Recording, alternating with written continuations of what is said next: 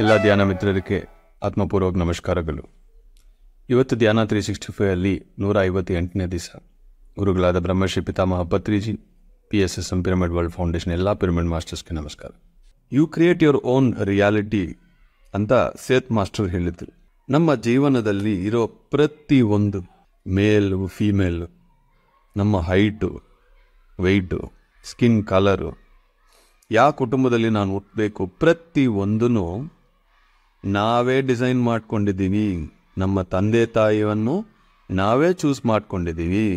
ಎಷ್ಟೋ ಪರಿಸ್ಥಿತಿಗಳು ನಮ್ಮ ಕರ್ಮ ಮೂಲಕ ಬರ್ತಾ ಇರುತ್ತದೆ. We are the architect of our lives. ಇದು ಅರ್ಥ ಮಾಡ್ಕೋಬೇಕು ಅಂದರೆ ಒಬ್ಬರು ಧ್ಯಾನ ಮಾಡಬೇಕು. ಆಧ್ಯಾತ್ಮಿಕ ಶಾಸ್ತ್ರ ಅಂದರೆ ಸ್ಪಿರಿಚುವಲ್ ಸೈನ್ಸ್ ಅರ್ಥ ಮಾಡ್ಕೋಬೇಕು, ಗೊತ್ತಾಗಬೇಕು. ಇಲ್ಲ ಅಂದರೆ ಮೈಂಡು ಒಪ್ಪಲ್ಲ. As above so below. ಮೇಲೆ ಏನಿದೆಯೋ ಅದೇ ಕೆಳಗೆ ಇದೆ, ಏನು ಕೆಳಗೆ ಇದೆಯೋ ಅದೇ ಮೇಲೆ ಹೋಗ್ತಾ ಇರುತ್ತದೆ. It's a two way. ನನ್ನ ಜೀವನಕ್ಕೆ ಜವಾಬ್ದಾರಿ ಯಾರು ಅಂದರೆ ನಾನೇ. ನನ್ನೊಳಗೆ ಒಂದು ಕಾಯಿಲೆ ಇದೆ ಅಂದರೆ ಅದು ಯಾರು ಸೃಷ್ಟಿ ಮಾಡಿದ್ರಂದ್ರೆ ನಾನೇ. ನನ್ನ ಮನಸ್ಸು ಒಳಗೆ ಸರಿ ಇಲ್ಲದ ಒಂದು ಆಲೋಚನೆ ಇದೆ ಅಂದರೆ ಅದು ಯಾರು ಸೃಷ್ಟಿ ಮಾಡ್ಕೊಂಡಿದ್ರೆ ಅದಕ್ಕೆ ಸೃಷ್ಟಿಕರ್ತ ಯಾರು ಅಂದರೆ ನಾನೇ. ನನ್ನೊಳಗೆ ಭಾವನೆಗಳು ಸರಿ ಇಲ್ಲ, ಯಾಕೆ ಅಪ್ಪ ಅಂತ ನೋಡಿದ್ರೆ ಅದನ್ನು ಸೃಷ್ಟಿ ಮಾಡ್ಕೊಂಡಿದ್ರು ನಾನೇ. ಯಾವುದೇ ಆಗಲಿ, ನಮ್ಮ ಕುಟುಂಬದಲ್ಲಿ ಆಗಲಿ, ಸಮಾಜದಲ್ಲಿ ಆಗಲಿ, ನಮ್ಮ ಜೀವನದಲ್ಲಿ ಆಗಲಿ, ನಮ್ಮ ಸುತ್ತಮುತ್ತ ಏನೇ ನಡೆದ್ರೂ ಅದಕ್ಕೆ ಜವಾಬ್ದಾರಿ ಯಾರು ಅಂದರೆ ನಾವೇ. You are whole and sole responsible for anything and everything in your life. ಈ ಒಂದು ಸತ್ಯ ನಿಮಗೆ ಅರ್ಥ ಆಗಿದ್ರೆ, ಈ ಒಂದು ವಿಷಯ ನಿಮಗೆ ಗೊತ್ತಾಗಿದ್ರೆ ಬೇರೆಯೊಬ್ಬರ ಬಗ್ಗೆ ನೀವು ಕಂಪ್ಲೇಂಟ್ ಮಾಡಲ್ಲ. ಅವರಿಂದಾನೇ ಈ ಥರ ಆಯಿತು, ಅವರೇ ಏನೋ ಮಾಡಿದ್ರು, ಬೇರೆಯೊಬ್ಬರು ಇದು ಅದು ಅದು ಅಂತ ಕಂಪ್ಲೇಂಟು ಬರಲ್ಲ. ನನ್ನ ಜೀವನಕ್ಕೆ ನಾನೇ ಜವಾಬ್ದಾರಿ. ಏನೇನು ನಡೀತಾ ಇದೆ ನನ್ನ ಲೈಫ್ಗೆ ನಾನೇ ಕ್ರಿಯೇಟರ್. ಬೇಕಂದ್ರೆ ನಾನು ಚೇಂಜ್ ಮಾಡ್ಕೋಬೋದು. ಯಾಕೆಂದರೆ ಇವಾಗ ನನ್ನ ಹತ್ರ ಧ್ಯಾನ ಶಕ್ತಿ ಇದೆ. ನಾವು ತಗೊಳ್ಳೋ ಒಂದು ಡೆಸಿಷನ್ನು ಅದು ಪ್ರೀಡಿಟರ್ಮೈಂಡ್ ಅಲ್ಲ, ಸಿಚುವೇಶನ್ ಪ್ರೀಡಿಟರ್ಮೈಂಡ್. ಈ ಸಿಚುವೇಶನಲ್ಲಿ ನಾನು ಸರಿ ಇಲ್ಲದ ಒಂದು ಡೈರೆಕ್ಷನ್ಗೆ ಹೋಗ್ಬೋದಾ, ಇಲ್ಲಾಂದ್ರೆ ಏನು ಮಾಡಬೇಡ ಸುಮ್ಮನೆ ಕೂತ್ಕೋಬೇಕಾ, ಸರಿಯಾದ ಡೈರೆಕ್ಷನ್ಗೆ ಹೋಗ್ಬೇಕಾ ಅನ್ನೋ ಚಾಯ್ಸು ನಮ್ಮ ಬುದ್ಧಿಯಿಂದ ನಾವು ತಗೋಬೇಕು. ಆವಾಗ ನಮ್ಮ ಫ್ಯೂಚರು ಅಲ್ಲಿಂದ ಡಿಸೈಡ್ ಆಗುತ್ತದೆ. You have to decide your future, you have to write your future. ಧ್ಯಾನ ಮಾಡಿಲ್ಲ ಅಂದರೆ, ಮನಸ್ಸು ದಾಟಿಲ್ಲ ಅಂದರೆ ನಾಲ್ಕೇ ಶರೀರಕ್ಕೆ ನಾವು ಹೋಗಲ್ಲ. ಚಿತ್ರಗುಪ್ತ, ಕಾಜಲ್ ಬಾಡಿ, ಕಾರಣ ಲೋಕಗಳು, ಅಲ್ಲಿ ಚಿತ್ರಗುಪ್ತ ಇದ್ದಾನು. ನಾನು ಯಾವಾಗ ಧ್ಯಾನ ಮಾಡ್ತೀನೋ, ನಾನು 4ನೇ ಶರೀರ ಕನೆಕ್ಟ್ ಆಗ್ತೀನೋ, ನನಗೆ ಏನು ಬೇಕೋ ನಾನು ಬರಿಬೋದು. I can change my fate. ಯಾಕೆಂದರೆ ನನ್ನ ಹತ್ರ ಧ್ಯಾನ ಶಕ್ತಿ ಇದೆ, ಜ್ಞಾನ ಇದೆ. ಅವಾಗ ಕರ್ಮ ಹೋಗುತ್ತೆ. ಲೋಕ ಕಲ್ಯಾಣ ಮಾಡಿದ್ರೆ ಎಷ್ಟೋ ಒಂದು ಕರ್ಮಗಳಿಗೆ ಎಕ್ಸೆಪ್ಷನ್ ಸಿಗುತ್ತದೆ. ಈ ಶರೀರ ಸರಿಯಾಗಿದೆ ಅಂದರೆ ಹೈಯರ್ ಮಾಸ್ಟರ್ಸ್ ವಾಕಿಂಗ್ಗೆ ಚೂಸ್ ಮಾಡ್ತಾರೆ. ನೀವು ಬರೀ ನಾನು ಈ ದೇಹ, ಭಾವನೆ, ಮನಸ್ಸು ಅಂತ ಇಲ್ಲೇ ಸಿಕ್ಕಾಕೊಂಡಿದ್ರೆ ಹೈಯರ್ ಮಾಸ್ಟರ್ಸ್ ಯಾಕೆ ಬರ್ತಾರು? ಒಬ್ಬ ವಾಕಿನ್ ಆಗ್ಬೇಕಂದ್ರೂ, ಒಂದು ಚಾನಲ್ ಆಗ್ಬೇಕಂದ್ರೂ, ನಮ್ಮೆಷ್ಟೋ ಕರ್ಮಗಳು ಕಲಿಬೇಕಂದ್ರೂ ಕರೆಕ್ಟಾಗಿರ್ಬೇಕು. ಒಂದು ಭಾವನೆ ಸರಿ ಇಲ್ಲ ಅಂದರೆ 2ನೇ ಚಕ್ರ ಡ್ಯಾಮೇಜ್ ಆಗುತ್ತದೆ. ಅಲ್ಲಿಂದ ಕೆಳಗೆ ಲೋಕಗಳು ಕನೆಕ್ಟ್ ಆಗುತ್ತದೆ. ಇಲ್ಲಿ ಸರಿ ಇಲ್ಲದ ಭಾವನೆ ಅವರೆಲ್ಲ ನಮಗೆ ಅಟ್ರಾಕ್ಟ್ ಆಗ್ತಾರೆ. ಇದು ಯಾರು ಕ್ರಿಯೇಟ್ ಮಾಡ್ಕೊಂಡಿದ್ದಾರೆ? ಎಷ್ಟೋ ಜನ್ಮಗಳಿಂದ ನಾವೇ ತಗೊಂಡು ಬರ್ತಾ ಇದ್ದೀವಿ, ಕ್ಯಾರಿ ಮಾಡ್ತಾ ಇದ್ದೀವಿ. ಗುಣಗಳು, ಕರ್ಮಗಳು, ಬುದ್ಧಿಗಳು ನಾವೇ ಕ್ಯಾರಿ ಮಾಡ್ತಾ ಇದ್ವಿ. ಇವಾಗ ಅದನ್ನು ನಾವು ಕರೆಕ್ಟ್ ಮಾಡ್ಕೊಂಡಿಲ್ಲ ಅಂದರೆ ಮತ್ತೆ ಜನ್ಮ ತಗೊಂಡು ಇದೆಲ್ಲ ಮತ್ತೆ ಬರುತ್ತೆ. ಆವಾಗ ನಾವು ಕ್ಲಿಯರ್ ಮಾಡ್ಕೋಬೇಕು.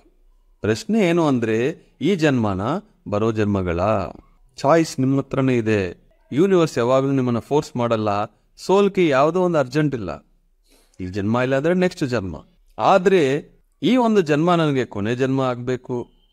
ಎಷ್ಟೋ ನನ್ನಲ್ಲಿ ಇರೋ ಸರಿಯಿಲ್ಲದ ಗುಣಗಳು, ಸರಿಯಿಲ್ಲದ ಭಾವನೆಗಳು, ಮಾತುಗಳು ಎಲ್ಲ ನಾನು ಇವಾಗ ಪರ್ಫೆಕ್ಟ್ ಮಾಡ್ಕೊಂಡಿದ್ರೆ ನಾನು ಹೈಯರ್ ವರ್ಲ್ಡ್ಸ್ಗೆ ಹೋಗ್ತೀನಿ. Now R litre. ಚಾಯ್ಸ್ ನಿಮ್ಮ ಹತ್ರನೇ ಇದೆ ಮಾಸ್ಟರ್ಸ್. ಒಬ್ಬ ಗ್ರೂಪಲ್ಲಿ ಇರಬೇಕು, ಈ ಕಮ್ಯುನಿಟಿಯಲ್ಲಿ ಇರಬೇಕು. ಆವಾಗ ಡೈಲಿ ಡೈಲಿ ಡೈಲಿ ಡೈಲಿ ನನ್ನ ಬಾಯಿಂದ ಏನು ಬರ್ತಾ ಇದೆ? ಸತ್ಯ ಬರ್ತಾ ಇದೆ. ನಾನು ಆತ್ಮ, ನೀವೆಲ್ಲರ ಆತ್ಮ, ಕರ್ಮ, ಧರ್ಮ, ಸತ್ಯ ಬರ್ತಾನೆ ಇದೆ. ಈ ಸತ್ಯಗಳು ಮಾತಾಡಿ ಮಾತಾಡಿ ನನ್ನ ವಿಶುದ್ಧದಲ್ಲಿರೋ ವಿಷ ಎಲ್ಲ ಹೋಗ್ಬಿಡುತ್ತೆ. ಸರಿಯಾದ ಮಾತುಗಳು ಬರುತ್ತೆ. ಬಾಯಿ ಬಿಟ್ಟು ನಾವು ಹೇಳ್ಬೇಕು ಸತ್ಯ. ಆವಾಗ ವಿಶುದ್ಧ ಚೆನ್ನಾಗಿರುತ್ತದೆ. ಧ್ಯಾನ ಮಾಡಬೇಕು, ಅವಾಗ ತರ್ಡ್ ಐ ಚೆನ್ನಾಗಿರುತ್ತದೆ.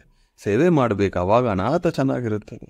ಮನಸ್ಸು ಶುದ್ಧವಾಗಿರಬೇಕು, ಮಗು ಥರ. ಅವಾಗ ಮಣಿಪುರಕ್ಕೆ ಚೆನ್ನಾಗಿರುತ್ತದೆ. ಯಾರ ಬಗ್ಗೆ ಏನು ಇಟ್ಕೋಬಾರದು. ಏನೇ ಆದ್ರೂ ಓಕೆ, ಅವ್ರ ಸೋಲ್ ಲೆವೆಲ್ಗೆ ಅವ್ರು ಆ ಥರ ಮಾತಾಡ್ತಾ ಇದ್ದಾರೆ, ಅವ್ರ ಸೋಲ್ ಲೆವೆಲ್ಗೆ ಅವ್ರ ಅಂಡರ್ಸ್ಟ್ಯಾಂಡಿಂಗ್ ಆ ಥರ ಬಿಹೇವ್ ಮಾಡ್ತಾ ಇದ್ದಾರೆ.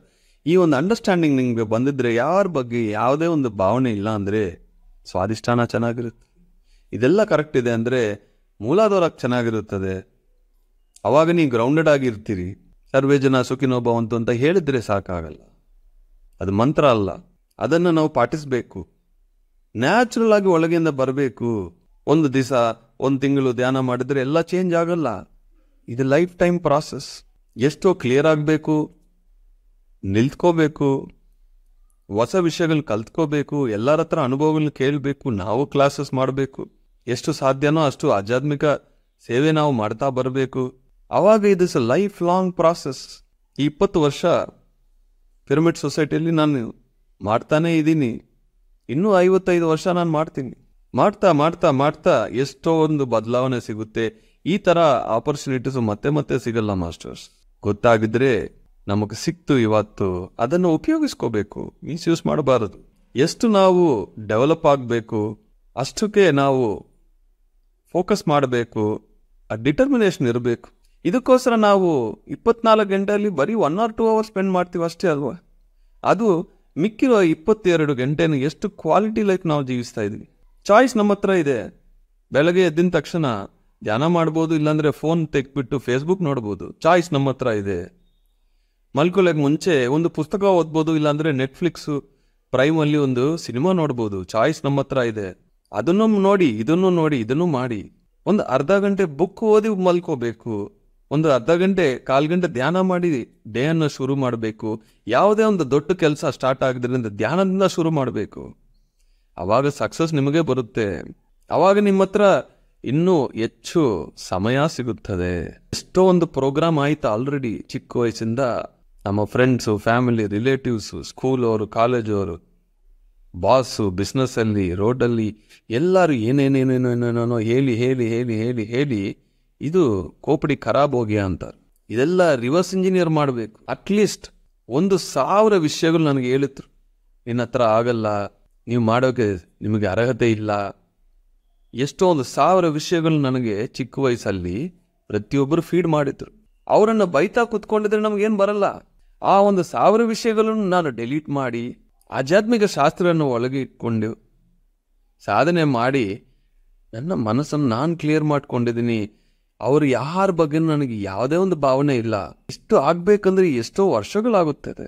ಶಾರ್ಟ್ ಪೀರಿಯಡಲ್ಲಿ ಎಲ್ಲ ಆಗಬೇಕು ಅಂದರೆ you are wasting your time. ಒಂದು ಗ್ರೂಪಲ್ಲಿ ಇರಬೇಕು, ಅವಾಗ ಆ ಪ್ರೋಗ್ರೆಸ್ ಅನ್ನೋದು ಬರ್ತಾ ಇರುತ್ತದೆ.